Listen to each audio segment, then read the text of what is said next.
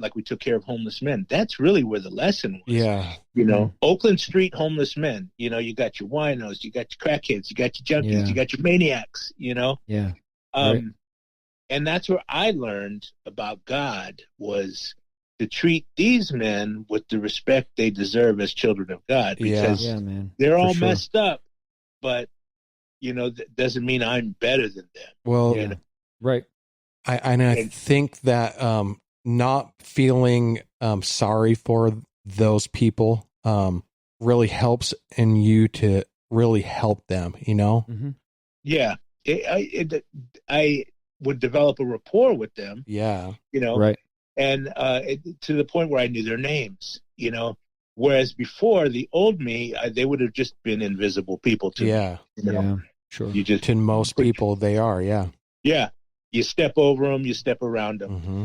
But to me, that was what changed me, was that part of the program, and learning, you know, the other stuff about being an alcoholic, this and that.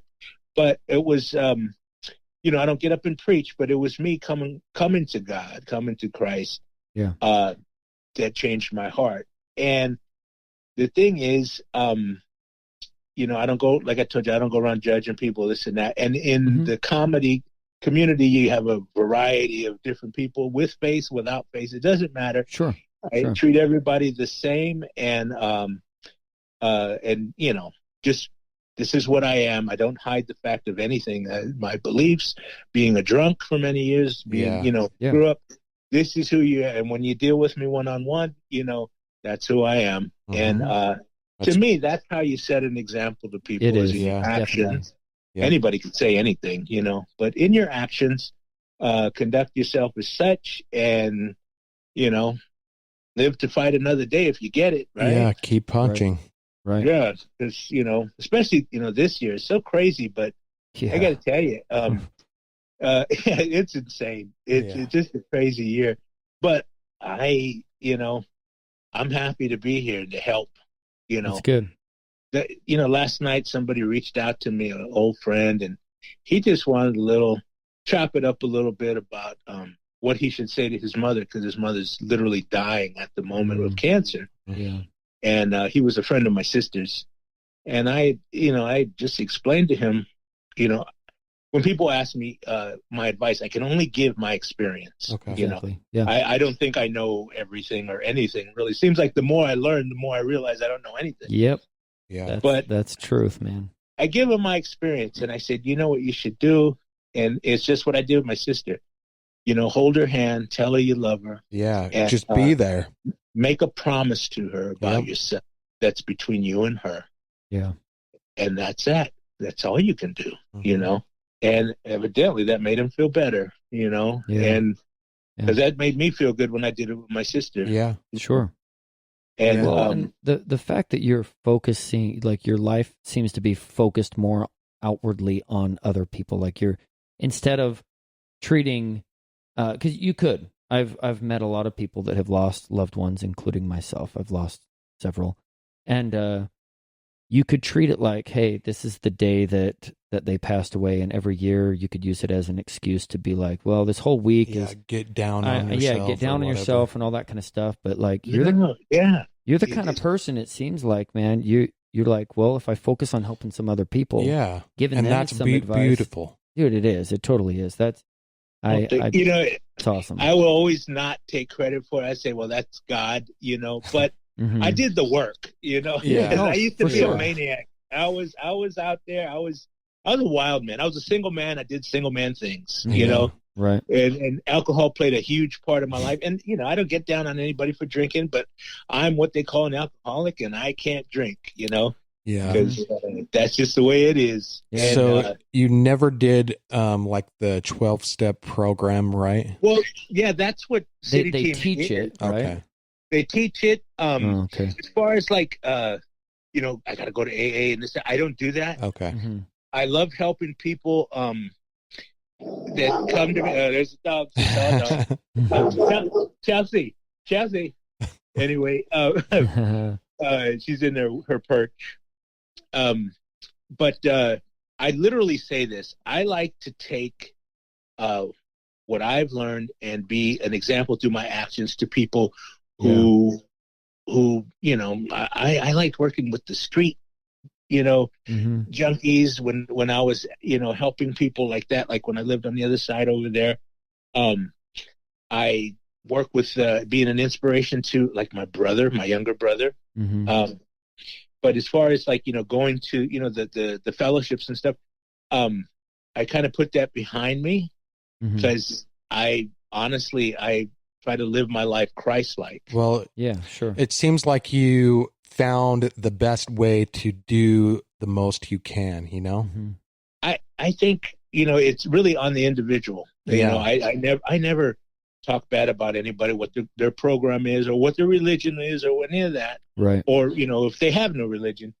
But what works for me is live my life according to the tenets, the things that Christ told us to do, which was pretty simple, was treat everybody with love, compassion, kindness. Yeah. Regardless of what they believe or how they treat you. See, that's the hard part, is that treating someone kind even when they're unkind to you. But that's a Christ-like attribute, man. That's what he would do. Yeah, that is hard when people, try to screw you over or whatever. You can just set up boundaries and walk away. Yeah. The Apostle Paul used to take his shoes off and, shake the dust off from their house, and keep it moving. And depending on the stage you're at in your life, like that might be the best option for you right now. But if you can go and try and mend those relationships, it feels so great. Oh, it does. Totally. Yeah. I learned about repairing relationships I damaged. I think the one who I damaged or hurt the most was my sister, and because I used to hate her. I hated her because she could see through my BS. You know what I mean? Yeah. She had my number. Yep. How dare you? And she to turn that around, was very powerful for me. Yeah, going from zero to hero on her. Yes. And other people too, because that's part of the 12-step thing. Your 8-step or whatever, you go make amends. And you do that in your program, apologize, whatever.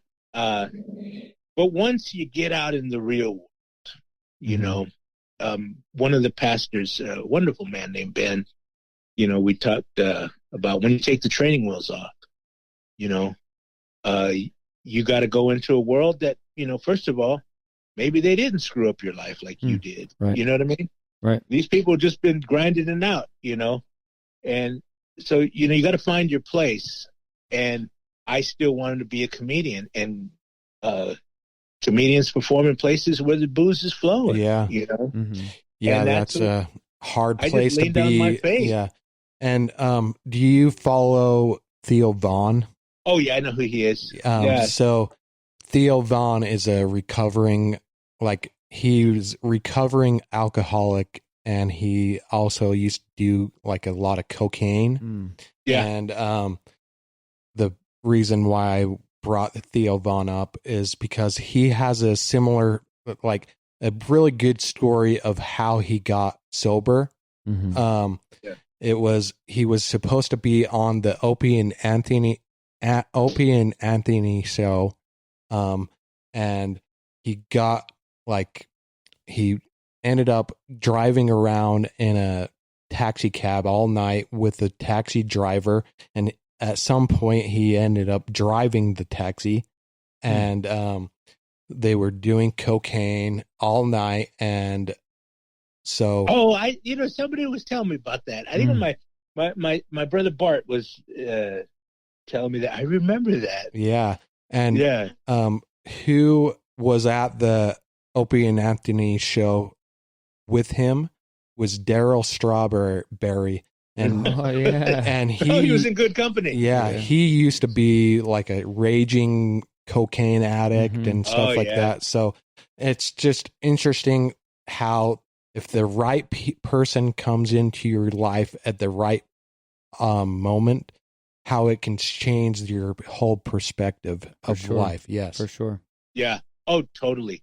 You know, you just, you never know, the impact somebody could have on you, or you could have on somebody, you know? Yeah.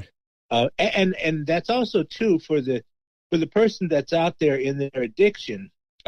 This is something I learned after the fact, but me being out there in the street homeless, a mess, right? Mm-hmm. That was putting stress on my brother and sister-in-law's marriage. Yeah. You know, and the reason it was he wanted me to come maybe live in his garage, get him off the street. And my sister-in-law, thankfully, said, no, he needs help. We don't, we have kids here. We don't need them to see drunk Uncle Mario, all that stuff. Yep. And that caused some friction between them, because my brother was just trying to look out for his older brother, Yeah, for sure. And she was like, no, she's trying to look out for the family unit as a whole. Yeah. And the thing is, I had no idea this was going on. I was just drunk out doing my thing, Yep. But here I am affecting somebody in a negative way because of the choices I made. Yeah. And I again, so proud. One of my proudest achievements, I guess you could say, is the adoration and love that I see in the eyes of my family and people. Because that's one thing I had read. Robin Williams put it great. He said, with the alcoholic, you have the amazing ability to treat the people who love you the most like crap, basically. Yeah. Mm-hmm. The cruelty you inflict on the people who love you the most is amazing. And to reverse that, to do a 180 to where, my family looks to me. Has to feel so amazing. Well, it was apparent. I always felt that. I'm so proud they're happy for me. They come to my shows and, they bring their friends. But I didn't realize how much they held me when they pretty much left it to me to make the decision to take my sister off of life support. Yeah. And, it was like time to step up, and do what's best. Exactly. I had initially thought, am I playing God here or nothing? And it's like, no, you're setting her free, Yeah. One of my pastor friends told me that. Some of my sister's friends, don't carry that burden. You set her free. Mm-hmm. And, that's, I think that's knowing Christ is why, I didn't need to go run to a bottle or anything destructive, at the worst moment of my life, to survive that,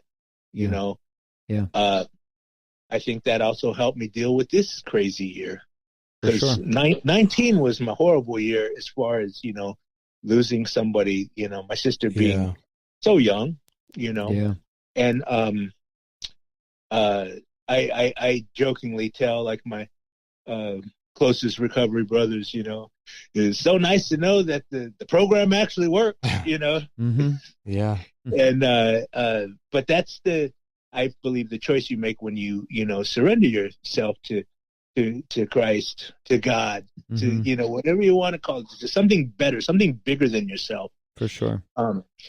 And that's where, I get my strength from myself. Again, I will, I don't deny Christ. I'll publicly praise him, but I'm not going to point my finger at people who don't, Sure. Yeah. Mainly because I used to be that guy. Yeah. Yeah.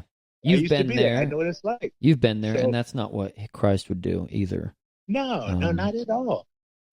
So but so I'm just, go ahead. So I'm listening to all this, right? And I'm listening to your amazing transformation, your story.